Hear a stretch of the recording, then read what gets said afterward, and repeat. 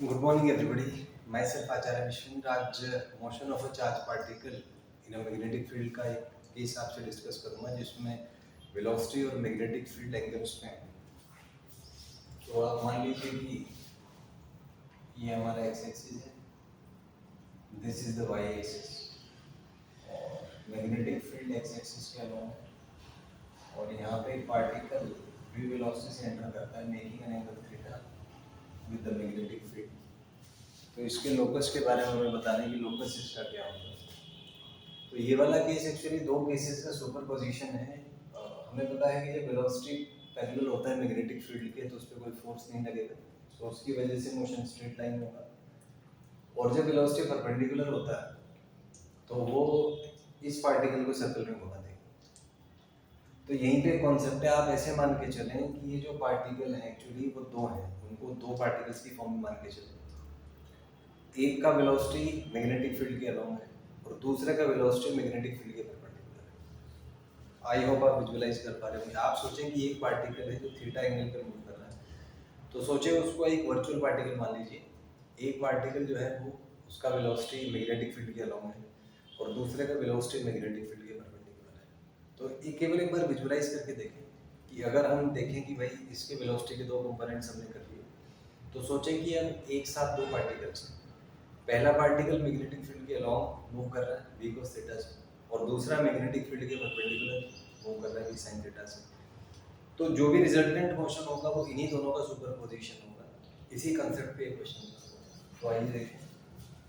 तो यहाँ से हम आप ऐसा मान लीजिए कि एक पार्टिकल है जिसका वेलोसिटी है v cos theta which is along the magnetic field और मैग्नेटिक फील्ड के अलोंग होने की वजह से ये सीधा स्ट्रेट लाइन में मूव करेगा with the uniform velocity v cos theta. इसका जो दूसरे वाला कंपोनेंट है v sin थीटा, इसकी वजह से ये सर्कल में घूम जाएगा क्योंकि जब वेलोसिटी मैग्नेटिक फील्ड के परपेंडिकुलर होता है तो मोशन इसका एक सर्कुलर मोशन होता है, तो ये इसको सर्कल में घुमा देगा। और सर्कल की भी अगर हम बात करें, इसका अगर मैं प्लेन देखूं तो v क्रॉस v जो है क्लॉकवाइज है, मतलब जो इस पे फोर्स लगेगा वो डाउन द प्लेन होगा। तो मैं ये कह सकता हूँ कि अगर ये x एक्सिस है ये y एक्सिस है, तो इसमें जो फोर्स होगा वो कुछ ऐसे होगा डाउन द प्लेन। और वेलोसिटी आप देख रहे हैं कि v sin थीटा है, चार्ज मैंने मान लिया पॉजिटिव। तो फोर्स और वेलोसिटी का जो प्लेन है वो आपका yz प्लेन आ जाएगा। और अगर yz प्लेन आ जाएगा तो हम कह सकते हैं कि ये इसका सेंटर कहीं इसी प्लेन में होगा और ये कुछ इस तरीके से मूव करेगा, इनर सर्कुलर ऐसे मूव करेगा। तो आप ऐसे विजुअलाइज करें कि एक पार्टिकल स्ट्रेट लाइन में मूव कर रहा है ये वाला लाइक दिस, और दूसरा पार्टिकल इसके परपेंडिकुलर मूव कर रहा है ऐसे मान लीजिए। तो एक ये वेलोसिटी एक ये वेलोसिटी, तो सोचिए अब जब दोनों एक साथ चलेंगे so they will form a helix. आप सोचिए कि दो पार्टिकल्स है, दोनों को एक साथ कर दे, सुपर इम्पोज कर दे। तो पहला पार्टिकल स्ट्रेट लाइन में जा रहा है, दूसरा पार्टिकल वो ऐसे एक सर्कल में मूव कर रहा है इस प्लेन में। आप ये प्लेन शायद this is the plane of circular motion, तो दोनों का फ्यूज कर दीजिए एक साथ। सो फ्यूज करेंगे तो ये हेलिक्स आपका बन जाएगा। और अगर इसको देखें तो फ्रंट एंड से कुछ ऐसा दिखाई देगा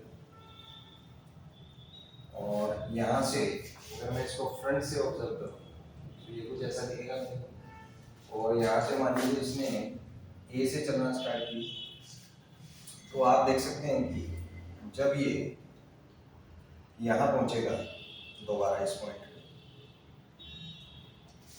तो आप देख सकते हैं कि ये पूरा का पूरा मान लीजिए ये वाला डिस्टेंस है, ये डिस्टेंस मान लीजिए कुछ x है और ये मान लीजिए इसका रेडियस r है। तो आप देख सकते हैं कि जब ये a से मान लीजिए कुछ डैश पॉइंट हुआ, अब ये जो इसका लोकस है आप सोचिए इसके प्रोजेक्शंस ले लीजिए वर्टिकल प्लेन में, तो सर्टेनली ये पॉइंट्स कोइंसाइड करेंगे। और पॉइंट्स अगर कोइंसाइड करेंगे, जहां पे आप देख रहे हैं यहाँ से इसने चलना स्टार्ट किया इस पॉइंट से, इट मूव्स लाइक दिस, इसको इस लाइन को आगे बढ़ा दीजिए। तो इस लाइन को आगे बढ़ाएंगे तो यहाँ से इसने चलना स्टार्ट किया, तो जैसे ही ये वापस उसी लाइन पे दोनों हो गए, आप देखेंगे कि अगर वाईजेड प्लेन में कोई प्रोजेक्शन देखो तो इसका ये पूरा 360 डिग्री घूम गया होगा, क्योंकि इस एक्सिस पे इस प्लेन में उसी पॉइंट पे वापस घूम गया है। तो इसको हम ऐसे विजुअलाइज करें कि इससे रिलेटेड जो सर्कुलर मोशन पार्टिकल परफॉर्म कर रहा है वो सर्कुलर मोशन ए से ए डैश तक जाने में उसका एक रोटेशन कंप्लीट हो गया होगा। आप ऐसे इसको मान सकते हैं, ऐसे विजुअलाइज कर सकते हैं। तो यहाँ पे सर्टेन इंपॉर्टेंट पैरामीटर्स हैं। पहले तो आएगा इसका रेडियस। तो रेडियस अपने को पता है कि mv अपॉन qv होता है, लेकिन वेलोसिटी यहाँ पे परपेंडिकुलर होता है, तो रेडियस आपका आ जाएगा mv sin theta divided by q। ये फर्स्ट पॉइंट है। सेकंड, यहाँ से अगर हम देखें कि इसका टाइम पीरियड कितना लगेगा इसको, तो आप देख सकते हैं सर्कल में अगर ये घूम रहा है तो पहली बात तो एक चीज आप ध्यान रखें कि मैग्नेटिक फील्ड में वेलोसिटी का जो मैग्नीट्यूड है, जो स्पीड है, वो चेंज होता नहीं। और अगर हम देखें कि एक सर्कल कंप्लीट करने में इसको कितना टाइम लगेगा, तो हम कह सकते हैं कि अगर इसके सर्कुलर मोशन को देखें तो सर्टेनली ये v स्पीड से मूव कर रहा होगा, रेडियस मान लीजिए इसका r, और इसमें ये इसको आप v sin थीटा मान लीजिए कुछ। सो यहाँ पे हम कह सकते हैं कि टाइम पीरियड आपका आ जाएगा 2 पाई r divided by v sin theta. तो यहाँ से आप r का वैल्यू पुट कर दीजिए, r is mv sin theta by qb, ये आ जाएगा आपका v sin थीटा।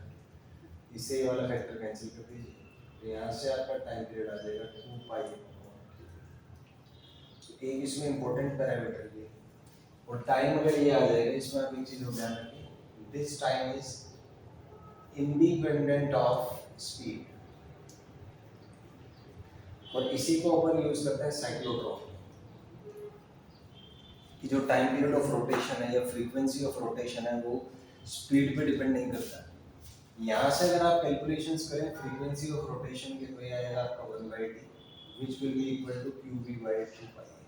यहाँ से आप इसको देख सकते हैं कि फ्रीक्वेंसी ऑफ रोटेशन आ जाएगा, और this is also independent of speed, ये भी इसमें एक फैक्टर इसमें।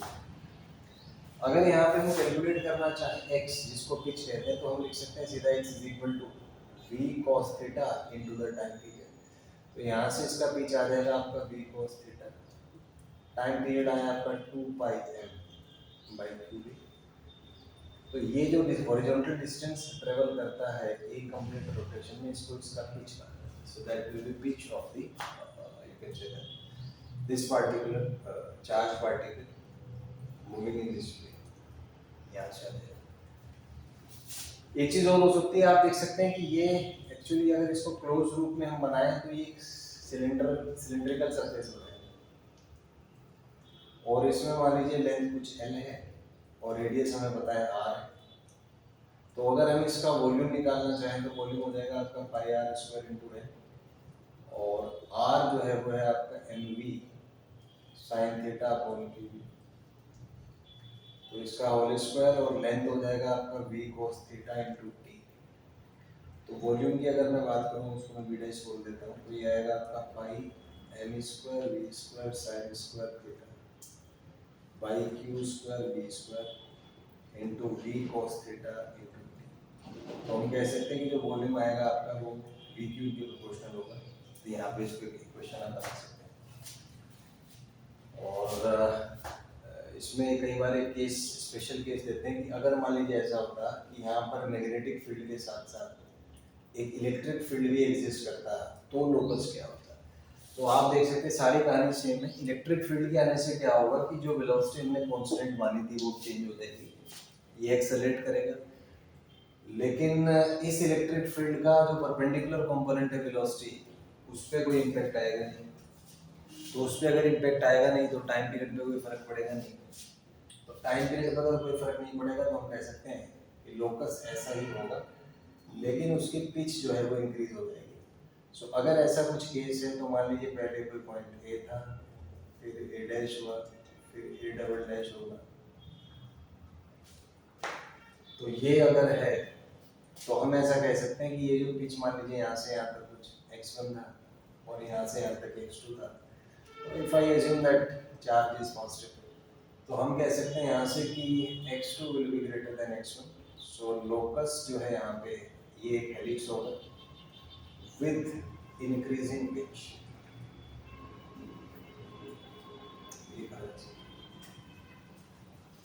इसका इक्विवेलेंटली यहाँ पे मेरा अजम्पशन है कि चार्ज पॉजिटिव था। अगर चार्ज नेगेटिव होता तो स्टार्टिंग में ये फोर्स क्योंकि अपोजिट लगेगा तो इसका स्पीड घटेगा तो पिच घटेगा, और टाइम पीरियड रहेगा उतना ही, तो उसमें ये डिक्रीजिंग पिच आ जाता है। तो ये सब कुछ एक स्टैंडर्ड क्वेश्चन है, बड़ा अच्छा कॉन्सेप्ट है। कई बार एग्जाम्स में इसमें क्वेश्चन आए हुए हैं, आप देखेंगे PYQs तो नीट में आए हुए क्वेश्चन हैं, जी मेन में आ रखे हैं, इवन जी एडवांस में जब सब्जेक्टिव एग्जाम होता था 99 या शायद 98 उसमें भी प्रीवियस ईयर में आए हुए, तो बहुत ही अच्छा कॉन्सेप्ट है। तो अल्टीमेटली आपने देखा इस पूरे कॉन्सेप्ट का रेजोल्यूशन है फ्यूजन, या कह सकते हैं कि सुपर पोजीशन प्रिंसिपल। तो आप वेलोसिटी के दो कंपोनेंट्स कर लें और ऐसा विजुअलाइज करें कि पार्टिकल पे इंडिपेंडेंट फोर्सेस लगते हैं। इंडिपेंडेंट फोर्सेस मान के हमने उसके लोकस को देखा, तो जब कंबाइंड फोर्स लगाएंगे तो लोकस उन दोनों इंडिपेंडेंट पॉइंट्स का सुपरपोजिशन होगा, which comes out to be an helix. और जिसमें हमने कुछ पैरामीटर्स निकाले जैसे टाइम पीरियड, तो टाइम पीरियड में फंडा आया कि वो स्पीड या एंगल पे डिपेंड नहीं करता, रेडियस जो है वो साइन थीटा पे डिपेंड करता है, एंगल डिपेंडेंसी है कि पिच जो है वो हमने निकाला, फिर उसमें वॉल्यूम निकाला, उसका टाइम पीरियड, फ्रीक्वेंसी, साइक्लोट्रॉन की फ्रीक्वेंसी पे इस पर हमने बात किया। तो ये सारे फैक्टर्स हैं, इसमें बहुत से क्वेश्चन इस पे बन सकते हैं।